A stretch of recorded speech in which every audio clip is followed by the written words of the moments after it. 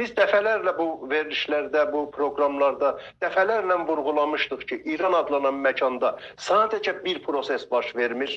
Sadəcə rejim qarşıtı bir və yaxud sosial problemlərlə bağlı bir hərəkət deyil. Həm də burada milli hərəkətlər var və bu etirazların fonunda milli hərəkətlərin inkişaf edərək daha ciddi bir şəkildə, daha açıq bir şəkildə özünü ortaya qoyacağını biz dəfələrlə buradan vurğulamışdıq.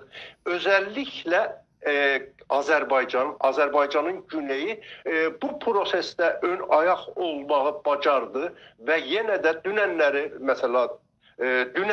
biz Təbriz küçələrində millətlərə istiqlal, qadınlara azadlıq şüarının səsləndirilməsinin şahidi oluruq. Və yaxud deyirlər ki,